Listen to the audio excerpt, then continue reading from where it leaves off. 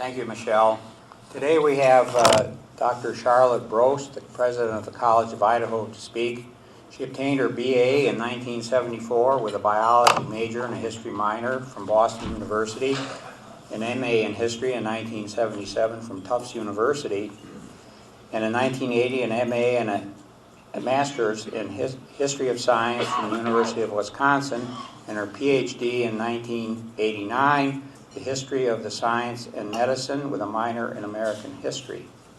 She has been a researcher and a teacher at various colleges and universities, including the University of Alabama, St. Louis University, Union College, Rhodes College, and from 2009 to 2015 she was the Vice President for Academic Affairs and the Dean of the Faculty at Whittier College in California, and she became the President of College of Idaho in June of 2015.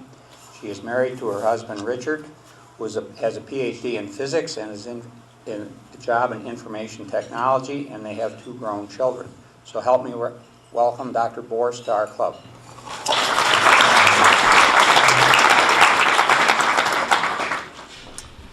Thank you, Don, for that lovely introduction. I also have one more member of the family, a 4-month-old granddaughter named Fiona. So we are enjoying her, as you can well imagine. It has been a real pleasure to come to the College of Idaho 8 months ago, and I was named over a year ago. And what really grabbed me about the college was its excellence, its academic excellence, and its the sense of duty for students and for community. And I have, since Rick and I came up in last June and started, we have also learned heartily to enjoy Idaho. We are outdoors people, and we in fact can claim that we were dropped by float plane into the St. John River up on the coast between Maine and Canada. So we like canoeing and being outdoors. We got to really enjoy going up into the Sawtooths this summer, into the National Forest. What beautiful country it is here in Idaho. So we feel very privileged to be here. So some of you, as parents, know a little bit about the College of Idaho, but I didn't know if some of the rest of you might or might not know, so I brought some statistics. Our enrollment this year is about near 1,100 students. Over 70% of our students are from Idaho. So in many ways, we are a private college doing the public's good. Many of our students, perhaps 90 or more percent, receive some sort of financial aid. So one of the things I want to assure our high school students here is that we are affordable, and that if you are good students, we look to you to come. 10% of our students are international, representing 46 countries. More than 20% of our students are students of color, Hispanic, African American, Asian American, American Indian, or multi-ethnic. 30% or about 28% of our students come from 28 different states all over the country. I was originally from Vermont. I was actually glad to meet a couple of Vermonters. As you can imagine, they're on the ski team. Our first-year retention is something to be enormously proud of.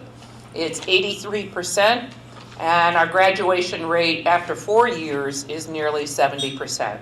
No other, I know no other college in Idaho can claim that statistic. We believe that you ought to get a 4-year degree in 4 years. Over 70% of C of I alumni receive an advanced degree within 10 years. Our students are extremely good academically, and they are motivated. And when they graduate, they go on to get MBAs, MDs, JDs, veterinary degrees, dentistry degrees, teaching. We have a teacher here with an advanced degree from the College of Idaho. We have one small graduate program in education that is a really fine program as well.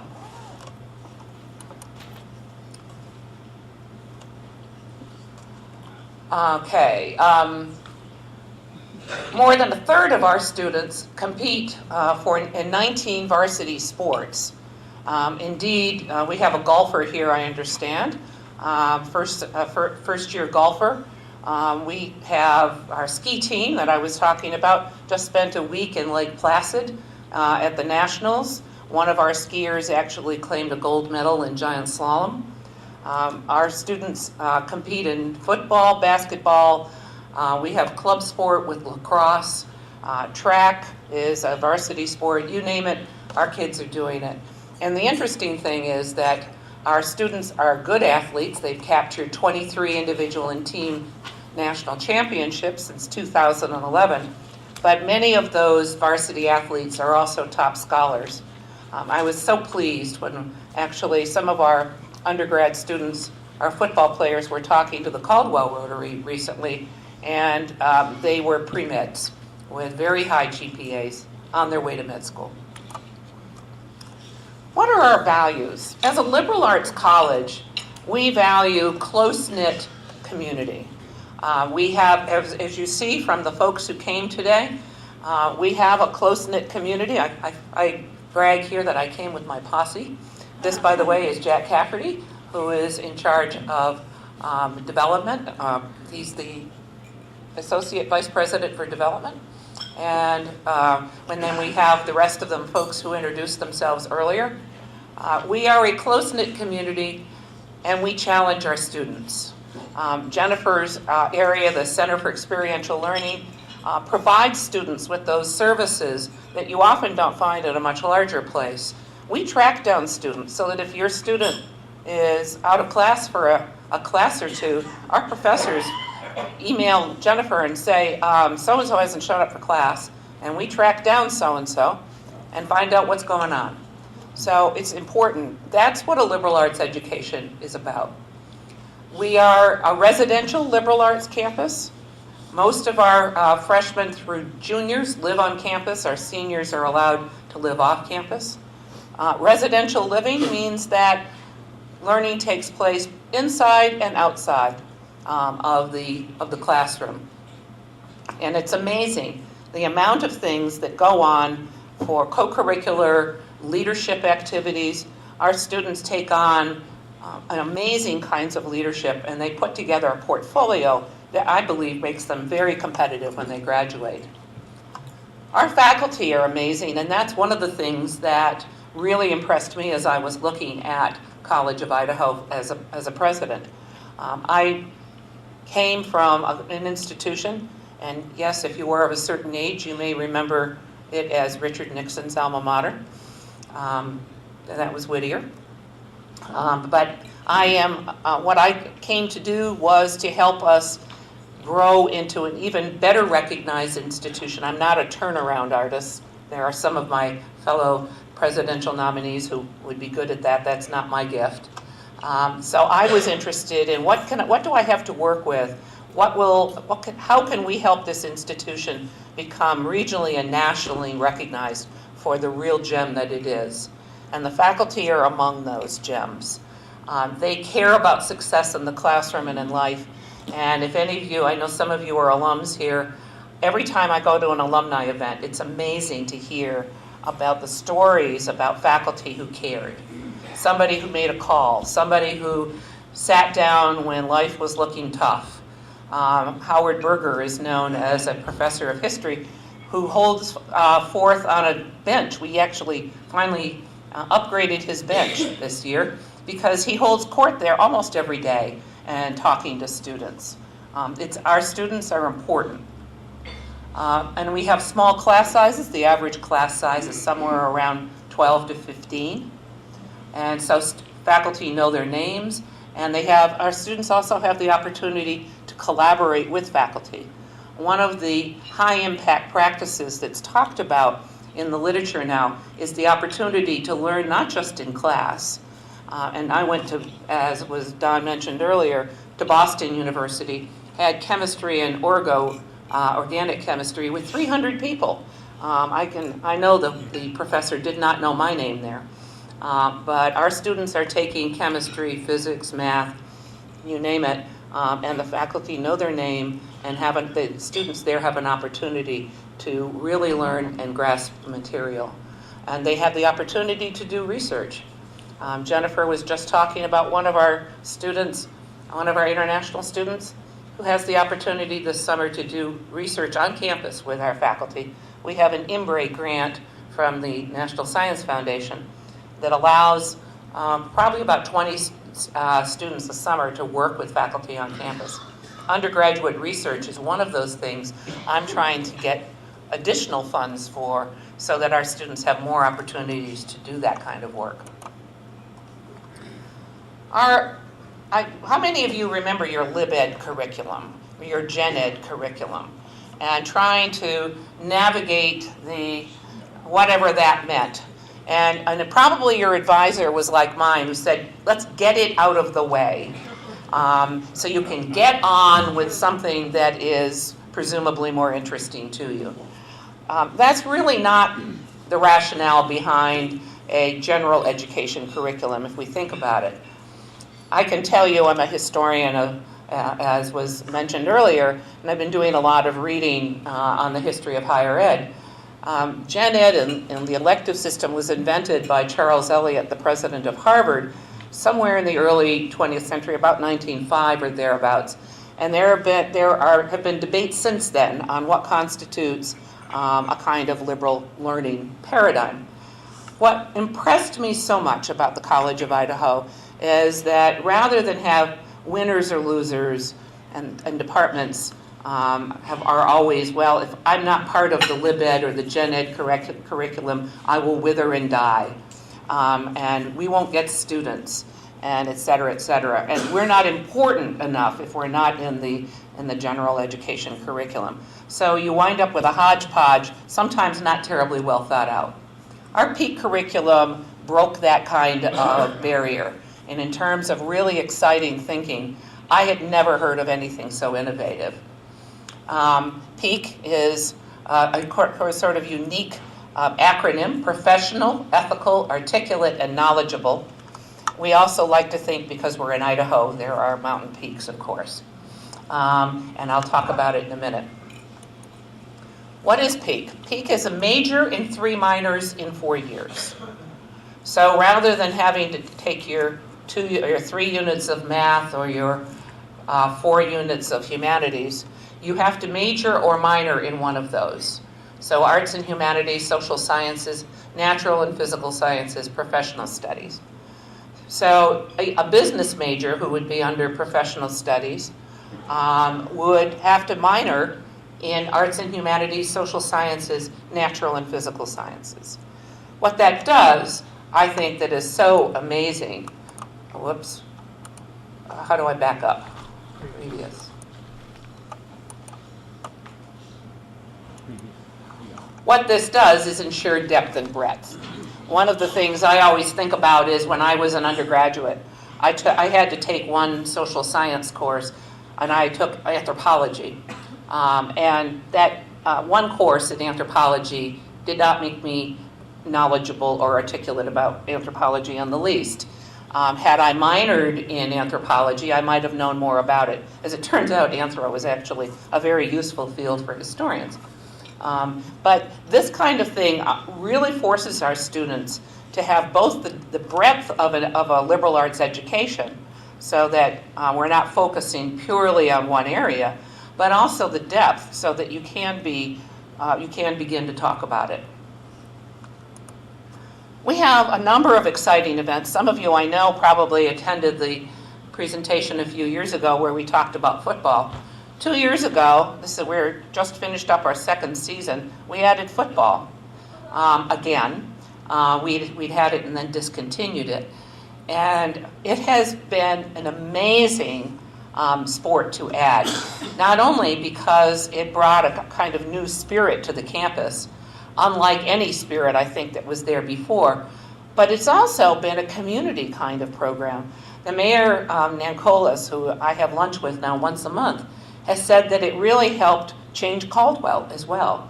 We have 5,000 people showing up on a Saturday for a small college football game. It still amazes me to walk into a stadium Now, I did my graduate work at Wisconsin, which Big Ten, that sort of rah-rah. I'd not seen it since. And when I walked in to Simplot Stadium, it was just electric and fun. And there's even a beer garden if you would prefer not to sit in the stands dry. You can go have a beer next door in the rodeo grounds. And a lot of people enjoy their Saturday afternoon there too. And to make it even more fun, we're adding a marching band. And here is a glimpse of our new uniforms. The interesting thing is 65 high schools in Idaho have marching bands. This is an amazing marching band state. Maybe some of you had children who were part of that. And so we're anxious to recruit students who want to be part of this fun atmosphere but aren't necessarily student athletes. Apparently we now have a surfeit of flutes. So if you know of a youngster who plays something other than a flute, we would like to know who it is.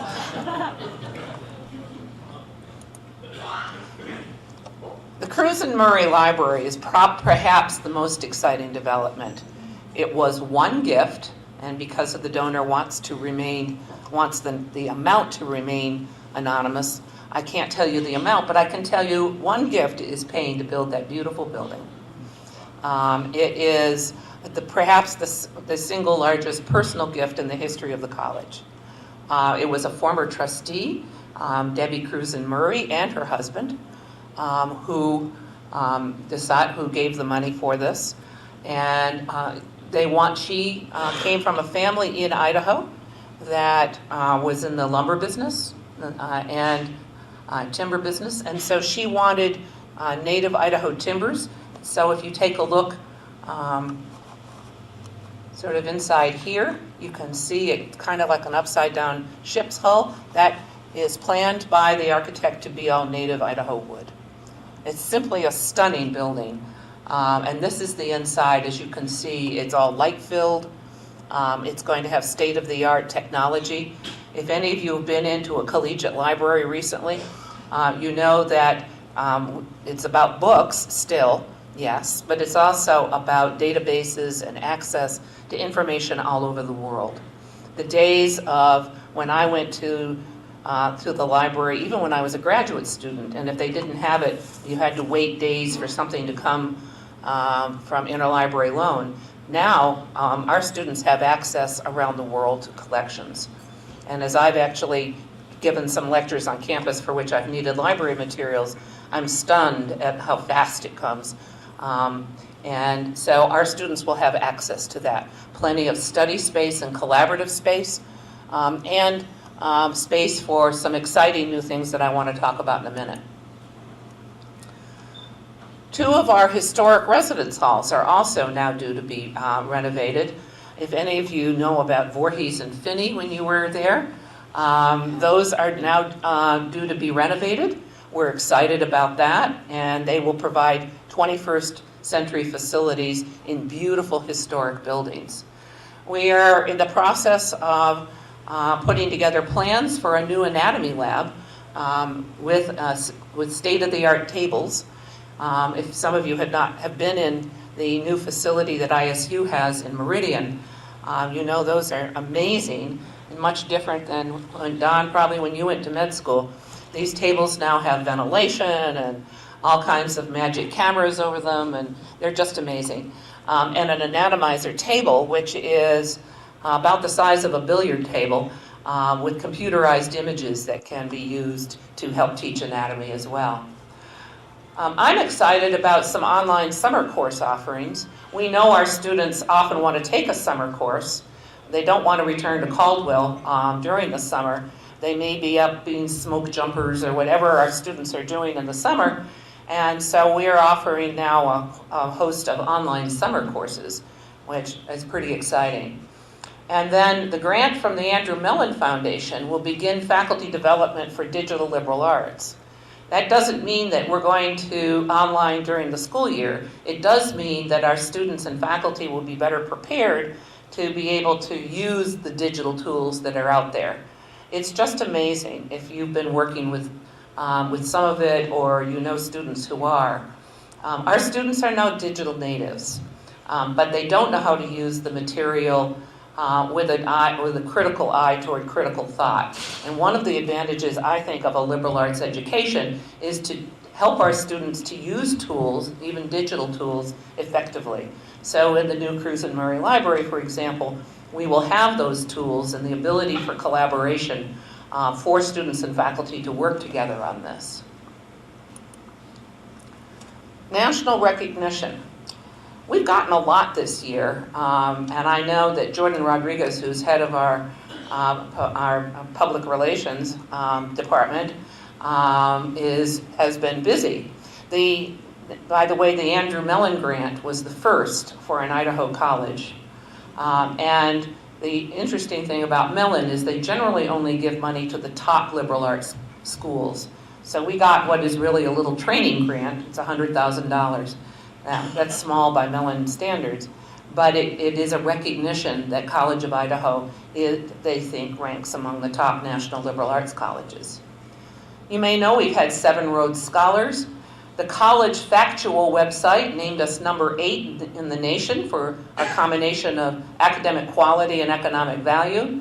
USA Today ranked the College of Idaho as a premier value. US News ranks us as a national liberal arts college. We have more. US News ranks us first in Idaho for all of the data I was talking about earlier. NISH, now this is a new one for me, named us among its 2016 best colleges, ranked at 149 of 1,164. So there, again, number 19 as one of the most affordable colleges in the country. And then there's some fun stuff. The Orma J. Smith Natural History Museum was named as one of the 30 most amazing higher ed natural history museums.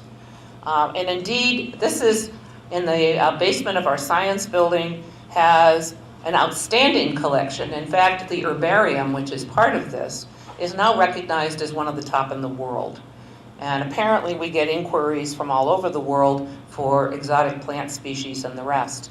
And so the museum is quite something. And we're among America's best colleges for skiing and snowboarding. Didn't know there was such a ranking until.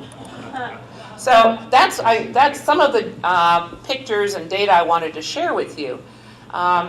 But what are my plans, you might ask? I am the first woman there, and I know I'm the first without deep Idaho connections, which is one reason I wanted to come out and meet all of you today. And I've been making lots of visits all over Idaho to try to get to know folks, since so many of our students come from Idaho. This college has often been described as a hidden gem. And one of the things I've told everybody who's working with me is we're no longer allowed to use the word hidden. We're not hidden. We are a gem. In fact, we deserve to have it even further polished and sparkle throughout the Northwest and even in the country. Academically, we compete with some of the best in the Northwest. We know that. We deserve to be better recognized, and that's sort of what I want to help us to get to be known. I want our students to have the skills for 21st century life. And one of the things that I am proud about a liberal arts education, and I was at some R1s when I began my academic life, but I believe that a liberal arts education does teach you critical thinking and excellent writing and research skills that can take you not only to your first job, but your second and third career. So I always stop at about this point and ask, and take up my little poll here. How many of you are beyond your first job? Okay, many of you.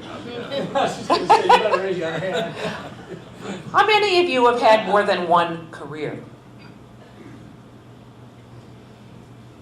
More than half of you in the room, which is very typical. Sometimes it's as much as a third. How did you gain, and this is a rhetorical question, but how did you use the skills, what kinds of skills did you need to explore your second career? You used the skills you had from your education, from life, Probably you learn to be a good writer, you learn to be well organized, you learn to put research together. If you were climbing some ladder and you moved laterally and then climbed some more, and I know Rotary is full of very successful people, you had those skills, not just to get your first job, but to help you get to your career, your second and third occupation. And that's what I believe we need to keep talking about with the liberal arts. We want to prepare students, and certainly I know our family back here wants their son to, when he graduates, to have a job of some kind. Believe me. I understand. My two came home and were like, they wanted to crash for a year at my house. I said, that's fine, and in 2 months you need a job of some kind. And they quickly found them. But we need to prepare students to be able to get that first job. But more importantly, what research now, and there's a really interesting study by Gallup and Purdue together, Purdue University, looking at the value of education both immediately and then in life. What prepares you for a life well lived?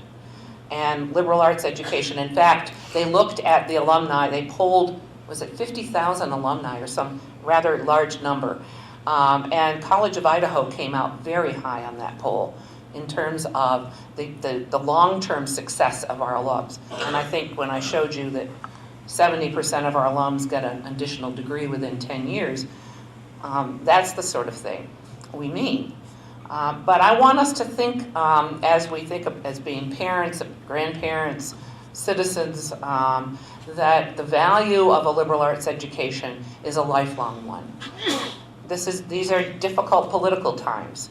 How do we establish political dialogue that we can talk to one another? How do we establish even thinking about what it is to be a citizen, both of Idaho and of our country? How do we talk about our own children? Mine are 28 and 30 tomorrow. How do we help them think about what was going to be their legacy? And I feel blessed that both of my kids were able to have a liberal arts education, and they've used it. They're now on their second and third career. And so a liberal arts education, to my mind, is what we need for that. In the long run, I want our students to graduate having had 2 of the following 3 high-impact practices. Some undergraduate research experience, an internship, study abroad. And we know that I've talked about undergraduate research. We are anxious to talk with you about possible internships. That's one reason Jennifer came along today. And then we are also trying to have our students understand that things may not be the same everywhere in the world, and that by having an abroad experience, they can change and adjust their cultural lens to understand what the world is like to live in. Thank you so very much.